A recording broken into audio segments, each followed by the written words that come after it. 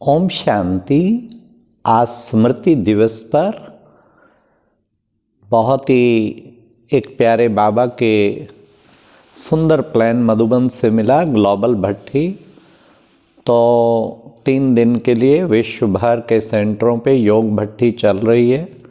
ज्ञान मानसरोवर में भी चल रही है। रोज़ाना 8 घंटे, सुबह 3 से 5, मुरली से आधा घंटा पहले और बाद में 11 से 12 दिन में, और फिर सायं 3:30 से 4:30, शाम को 5:30 से 7:30 और रात को 8:30 से 9:30।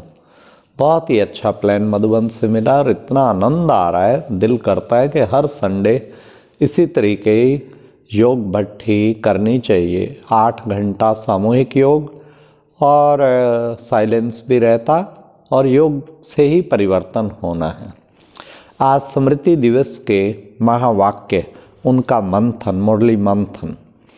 आज के मुरली में बाबा ने मुरली सॉन्ग था, तुम्हें पाके हमने जहाँ पा लिया, जमी तो जमी आसमां पा लिया।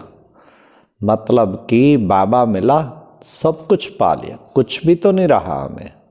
चेक करें क्या मेरे दिल की आवाज़ है, बाबा को पाके सब कुछ पा लिया, कुछ भी मन में नहीं रहा, बाबा सब कुछ पा लिया।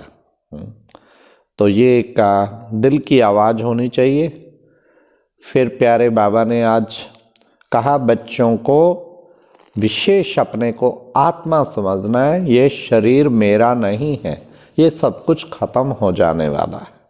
इसकी प्रैक्टिस बच्चों को खूब करनी है। फिर बाबा ने कहा, बच्चे मैं अविनाशी सर्जन हूँ। आज सर्जन का नाता सच सच बच्चे बाबा को बताएंगे तो तुम्हारी खामियां खत्म हो जाएंगी। पहले तो बाबा ने कहा बच्चों को जांच करनी चाहिए, क्या क्या मेरे अंदर खामियां हैं। उन खामियों को अगर रखे रहेंगे तो फिर सेवा नहीं कर पाएंगे, इसलिए वो धारणा भी नहीं होगी। इसलिए बाबा ने कहा सच सच अविनाशी सर्जन के सामने बताना चाहिए। हाँ, और फिर खामियों को दूर करने का भी तरीका आज मुरली में बताया।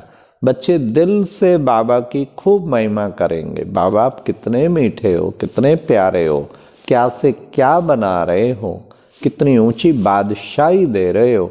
दिल से बाबा की महिमा करेंगे तो बच्चे सब भूत भाग जाएंगे। हाँ, दिल से बाबा की बड़ाई करो तो माया की लड़ाई खत्म। फिर बाबा ने कहा, देखो बच्चे, ड्रामा कह के बैठ नहीं जाना है। भले बाबा जानते हैं सब नंबरवार है, फिर भी समझाते रहते हैं कि वो ड्रामा कह के नहीं बैठना है। कई बच्चे ड्रामा कह के बैठ जाते कि जो ड्रामा में होगा तो बहुत पछताना पड़ेगा। बाबा ने कहा फिर बहुत पछताना पड़ेगा, इसलिए बच्चों को खूब पुरुषार्थ करना है। फिर बाबा ने कहा गृहस्थ व्यवहार में रहते हुए तुम्हें क्या करना है, तुम्हें ये याद रखना कि सब कुछ खत्म हो जाने वाला है। अब हमें घर वापस जाना है, अब घर जाना है, अब घर जाना है, धुन लग जाए। बाबा ने कहा तुम इस शरीर में हो सर्विस के लिए, इस सर्विस के लिए, बाकी तुम्हारा इस शरीर में कोई ममत्व नहीं है, ना तुम्हें ममत्व रखना है कि हमें तो बस बाबा की सर्विस के लिए ये शरीरधारी बने हैं। फिर बस सर्विस पूरी हुई, फिर उड़ गया ऊपर सूक्ष्म वतन में। बाबा ने कहा सर्विस का भी बच्चों को बहुत शौक रखना है। कोई कोई बच्चे बहुत अच्छे हैं, रात दिन यही चिंतन रहता है कैसे औरों का कल्याण करें। तो बच्चों को सर्विस का बच्चों को शौक होना चाहिए। फिर बाबा ने कहा सवेरे सवेरे उठकर बच्चे बाबा को बड़े प्रेम से याद करो। अच्छा, रात को सोते टाइम भी शिव बाबा को याद करते करते सो जाओ। फिर बाबा ने कहा ज्ञान की मस्ती में अगर तुम हर वक्त रहेंगे ना तो बच्चे बहुत कशिश होगी, एकदम कशिश होगी। हाँ, एकदम बाबा के सामने ज्ञान की मस्ती देखनी तो ब्रह्मा बाबा मम्मा में किस कोई भी सामने आता उसे इतनी कशिश होती कि एकदम बाबा को आके चिपट जाते थे। तो कशिश होती थी ना, धारणा पूरी होगी तो कशिश होगी। फिर बाबा ने कहा अच्छा बच्चे, 8 घंटा याद करो, 8 घंटा धंधा करो, 8 घंटा बच्चे अपना आराम करो, फिर बाकी 8 घंटा तो बच्चे बाबा की याद में रहो ना। 8 घंटा तुम्हें फिर बाबा की याद में रहना है, उसका चार्ट 8 घंटे का तो जरूरी बनाना चाहिए। आजकल तो 8 घंटा बैठ के योग का मधुबन से मिला है, उससे तो बहुत ही अच्छा चार्ट रहता है। तो कितना सुंदर बाबा ने कहा, ये बच्चे ये काम विकार जो है ना, ये देखो ये काम का भूत बहुत खराब है, क्रिमिनल आई हो जाती। बच्चों को आत्मा समझने की प्रैक्टिस करनी चाहिए। आत्मा आत्मा, हम भाई भाई हैं। इस प्रैक्टिस को बच्चों को पक्का करना है। ये प्रैक्टिस बच्चों को बढ़ाते जाना है कि हम आत्मा भाई भाई हैं। फिर बाबा ने कहा आगे चलकर बच्चे तुम्हारा योग बल भी प्रसिद्ध हो जाएगा।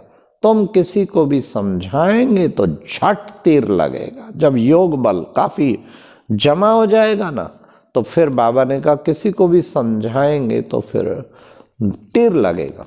फिर बाबा ने कहा बाबा को कभी कभी तरस पड़ता है कि सुधरते नहीं तो क्या गति होएगी, रोएंगे पीटेंगे और बहुत पश्चाताप करेंगे। जबकि बाबा तो आया तुम्हें परफेक्ट बनाने, तुम्हें परफेक्ट बनना है। देखो बच्चे, लक्ष्मी नारायण भी तो परफेक्ट थे ना, इसलिए बाबा ने कहा परफेक्ट बनना है, लक्ष्य रखना है, मुझे परफेक्ट बनना है। तो फिर प्यारे बाबा ने कितना सुंदर तरीके से आज अव्यक्त महावाक्य भी बाबा ने सुनाए। अव्यक्त महावाक्य 18 जनवरी की मुरली केवल ऐसी होती जिसमें साकार भी होते तो अव्यक्त भी होते, क्योंकि 18 जनवरी को बाबा अव्यक्त हो गए थे। तो अव्यक्त महावाक्यों में बाबा ने कहा बच्चे जैसे निकट आ जाते हैं तो सामने चीज दिखाई देती है, ऐसे ही तुम जब निकट हो जाएंगे ना तुम्हारी स्थिति संपूर्ण हो जाए। ऐसे लगेगा बस सामने वस्त्र खड़ा है सतयुगी देवता का या ऊपर फरिश्ते का, बस एक कदम रखा है दूसरा रखने की देरी, बिल्कुल स्पष्ट दिखाई देगा। ना केवल तुम्हें, औरों को भी आपसे फीलिंग आएगी अरे लाइट के तो जैसे वस्त्रधारी हैं, ये तो लाइट के वस्त्रधारी हैं, लाइट ही लाइट नजर आएगी। इनका स्थान भी लाइट, इनका बोलना भी लाइट, लाइट के पाठधारी। तो प्रत्यक्षता होती जाएगी। जितना समीप आते जाएंगे उतना ही बाबा ने कहा औरों को भी अनुभूति होगी। दृष्टि देने से ही दूसरे एकदम विदेही हो जाएंगे। अशरीरीपन का अभ्यास दूसरों को होना शुरू हो जाएगा। तो ये प्यारे बाबा ने कितना सुंदर हम बच्चों को बताया। और इसी तरीके बाबा ने कहा कि बच्चे तुम बच्चों को ऐसा अभ्यास करना है। देखो बच्चे, अंतिम सर्विस यही है, पहाड़ को भी राई कर देना। संकल्प से सारी कारोबार जैसे इशारों से चल रही है, संकल्प से भी कारोबार चलती है। फिर बाबा ने कहा भुजाओं में समाने और ब्रह्मा भुजाएं बनकर सेवा करने वाले ब्रह्मा बाप समान स्नेही भाव। बाबा की भुजाओं में समाये रहो और ब्रह्मा बाप की भुजाएं बन के सेवा करोगे तो स्नेही भी बनेंगे और समान भी बनेंगे। बाबा ने कहा संतुष्टता और प्रसन्नता की विशेषता ही उड़ती कला का अनुभव कराएगी। और लवलीन बनने के लिए अमृत वेले से रात तक जो भाग्य मिले हैं भगवान से मिलन मनाने के लिए, उसमें बच्चे वो भाग्य याद कर करके बाबा के प्यार में समाये रहो। ये था आज का 18 जनवरी का मुरली मंथन। ओम शांति।